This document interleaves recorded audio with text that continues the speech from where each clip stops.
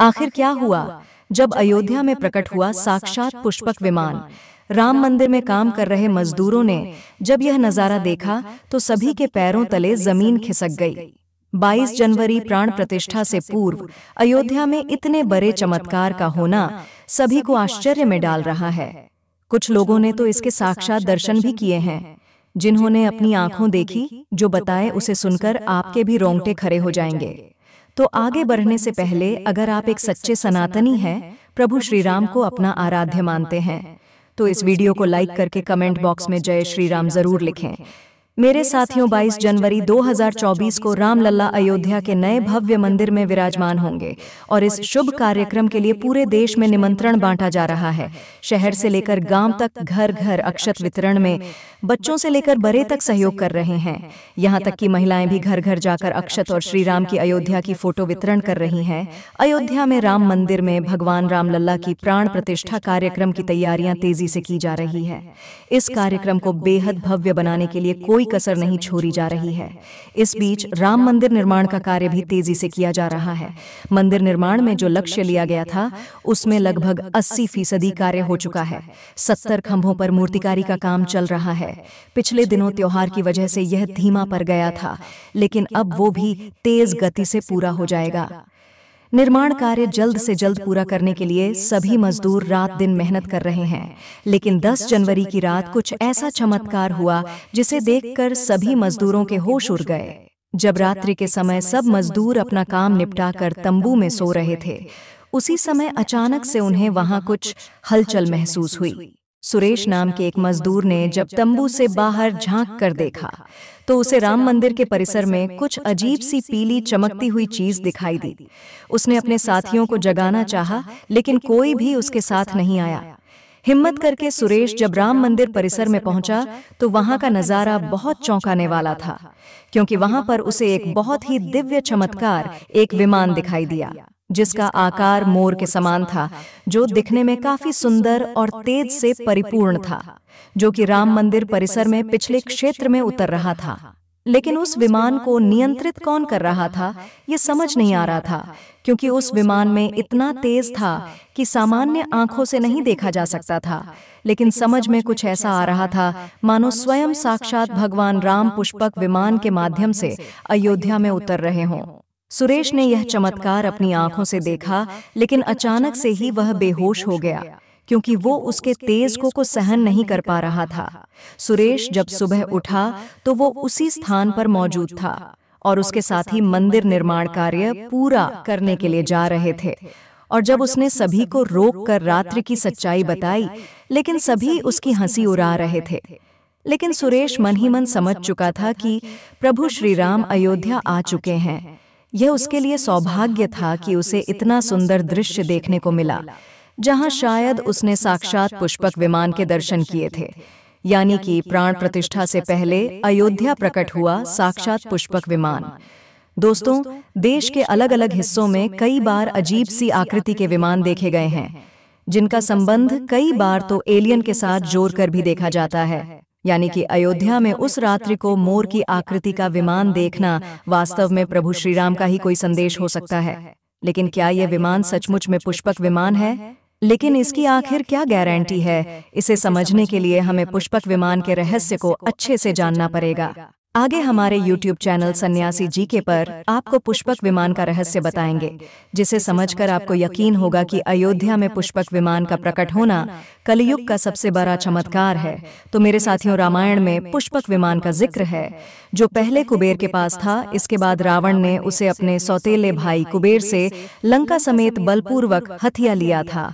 फिर रावण इसी के जरिए कहीं भी आता जाता था और रावण को हराने के बाद यह विमान श्री राम के पास आ गया। वो जीत हासिल करने के बाद इसी विमान से कई जगह होते हुए अयोध्या पहुंचे थे और रावण ने भी इसी के जरिए पंचवटी आश्रम से सीता का हरण किया था और उन्हें उस पर बिठाकर लंका ले गया था। कहा जाता है कि पुष्पक विमान आज के विमान की तरह था। पुष्पक विमान के जरिए रावण हवाई मार्ग से सफर किया करता था। रावण को मौत के घाट उतारने के बाद उसी विमान के जरिए प्रभु श्री राम, माता सीता और लक्ष्मण लंका से अयोध्या लौटे थे। रामायण में जिस तरह से पुष्पक विमान का जिक्र मिलता है, उससे तो यही लगता है कि ये आज के हवाई जहाज की तरह था। लेकिन तकनीक के मामले में मॉडर्न एरोप्लेन से कहीं आगे था। रामायण के सुंदरकांड के 7वें अध्याय में पुष्पक विमान के बारे में जानकारी मिलती है। पुष्पक विमान की आकृति मोर की तरह थी। यह अग्नि और वायु ऊर्जा से उड़ान भरता था। इसकी तकनीक इतनी उत्कृष्ट थी कि इसका आकार छोटा और बड़ा किया जा सकता था। कहा जाता है कि रावण अपनी पूरी सेना को साथ लेकर इस विमान से उड़ान भर सकता था। पुष्पक विमान अपने चालक की इच्छा के अनुसार गति पकड़ता था और ये मन की गति से उड़ान भर सकता था। विमान में बैठने के लिए कई आसन बने थे। पौराणिक कथाओं के मुताबिक युद्ध के बाद भगवान श्री राम ने विमान का पूजन करके ये दिव्य विमान वापस कुबेर को सौंप दिया था और कुबेर ने पुष्पक विमान को भेंट स्वरूप प्रभु श्री राम को दे दिया, जिसके बाद इसी पुष्पक विमान से प्रभु श्री राम, माता सीता और लक्ष्मण अयोध्या पहुंचे। अब दोस्तों, कई हजारों सालों बाद एक बार फिर जब भव्य राम मंदिर का निर्माण हुआ है, तो प्रभु श्री राम अपने भाई लक्ष्मण और मां का सीता के साथ एक बार फिर से अयोध्या धाम पहुंच रहे हैं, वह भी अपने इसी पुष्पक विमान पर, जिसका नजारा वहां के मजदूर अपनी आंखों से देख चुके हैं। रामायण के प्रसंग में कहा गया है कि जब माता सीता को हरण करके रावण ले जा रहा था, तो रास्ते में जटायु ने अपने चोंच से रावण को चोट पहुंचाई थी। उस समय रावण पुष्पक विमान में ही मौजूद था। इसके बाद रावण ने तलवार से जटायु को लहूलुहान कर दिया था। जटायु घायल होकर जमीन पर गिर गए और जब सीता माता को खोजते हुए राम पेड़ पौधे और पक्षियों से पूछते जा रहे थे, तो रास्ते में घायल जटायु से मुलाकात होती है। मरणासन्न परे जटायु ही राम को बताते हैं कि रावण सीता को हरण करके किस दिशा में गया है। लेकिन जब साक्षात प्रभु श्री राम पुष्पक विमान में अयोध्या आ चुके हैं, तो भला उनके परम भक्त जटायु कैसे पीछे रह सकते हैं। अयोध्या में रामलला की प्राण प्रतिष्ठा से पहले जनपद की सीमा में गिद्धों का झुंड भी दिखाई दिया है। स्थानीय लोग इसे गिद्धराज जटायु से जोड़कर देख रहे हैं। वे इसे शुभ संकेत भी मान रहे हैं। मिल्कीपुर तहसील क्षेत्र के गांव धरोली में पिछले 10-12 दिनों से गिद्धों का झुंड वास कर रहा था। हालांकि उस गांव से गिद्ध उड़ गए हैं, लेकिन अयोध्या की सीमा में यहाँ वहाँ दिखाई दे रहे हैं। गांव वालों का कहना है कि पिछले 20 वर्षों से हम लोगों ने इलाके में गिद्ध नहीं देखे। अब जब राम मंदिर बन रहा है, तो इस गांव में लगभग 50 की संख्या में गिद्ध आकाश में दिखाई दे रहे हैं। उनमें से 10-12 गिद्ध गांव में ही सेमल के पैर पर वास कर रहे थे। गिद्धों के दिखने की घटना को ज्यादातर लोग राम से जोड़कर देख रहे हैं और शुभ संकेत भी मान रहे हैं। 22 जनवरी को होने वाले प्राण प्रतिष्ठा के समारोह में देश के प्रधानमंत्री नरेंद्र मोदी ने देश विदेश की कई महान हस्तियों को निमंत्रण दिया है। लेकिन आपको जानकर हैरानी होगी कि नेपाल में भी कुछ विशेष लोगों को समारोह में आने का निमंत्रण दिया गया है। इसके पीछे का रहस्य जानकर आपके भी होश उड़ जाएंगे, क्योंकि नेपाल को भगवान श्री राम का ससुराल कहा जाता है। क्योंकि नेपाल एक समय पर जनकपुर धाम था, जहाँ के राजा थे राजा जनक, और उनकी पुत्री माँ सीता वहीं पर भूमि में से प्रकट हुई थी। जनकपुर धाम, जिसे मिथिला भी कहा जाता था, और मिथिला संस्कृति में यह मान्यता है कि जब बेटी का गृह प्रवेश होता है तो उसके मायके से तोहफा और अन्य सामग्री भिजवाई जाती है। इसी परंपरा के मुताबिक जब प्रभु राम का मंदिर में गृह प्रवेश होगा, तो सीता जी की ओर नेपाल से अयोध्या उपहार आ रहे हैं, जिसे भार यात्रा का नाम दिया गया है। राम मंदिर की प्राण प्रतिष्ठा के लिए भगवान राम के ससुराल नेपाल के जनकपुर से कपडहे फल और मेवा के साथ साथ उपहारों से सजे 1100 थाली आने वाले हैं। इसमें आभूषण, बर्तन, कपड़े और मिठाइयाँ भी आएगा, जिसमें 51 प्रकार की मिठाइयाँ, दही, मक्खन और चांदी के बर्तन शामिल होंगे। 22 जनवरी को प्राण प्रतिष्ठा समारोह होने वाला है। इसके लिए श्री राम जन्मभूमि तीर्थ क्षेत्र ट्रस्ट की तरफ से भगवान राम की ससुराल नेपाल के कई गणमान्य लोगों को निमंत्रण पत्र भेजे गए हैं। दोस्तों, आज हम राम मंदिर को बनते हुए देख रहे हैं, यह हमारा सौभाग्य है। लेकिन इस भव्य राम मंदिर के बनने में कई हजारों कार सेवकों और राम भक्तों का बलिदान छुपा है। उस समय आक्रमणकारियों ने काशी मथुरा के साथ ही अयोध्या में भी लूटपाट की और पुजारियों की हत्या कर मूर्तियां तोड़ने का क्रम जारी रखा। लेकिन 14वीं सदी तक वे अयोध्या में राम मंदिर को तोड़ने में सफल नहीं हो पाए, क्योंकि हर बार राम मंदिर और अयोध्या की रक्षा करने के लिए आसपास के राजा मदद भेज देते थे। हजारों साधुओं ने भी मंदिर की रक्षा के लिए अपने प्राणों की आहुति दे दी। विभिन्न आक्रमणों को झेलते हुए श्री राम की जन्मभूमि पर बना भव्य मंदिर 14वीं शताब्दी तक बचा रहा। कहते हैं कि सिकंदर लोधी के शासनकाल के दौरान यहाँ भव्य मंदिर मौजूद था और 14वीं शताब्दी में हिंदुस्तान पर मुगलों का अधिकार हो गया और उसके बाद ही राम जन्मभूमि अयोध्या को नष्ट करने के लिए कई अभियान चलाए गए।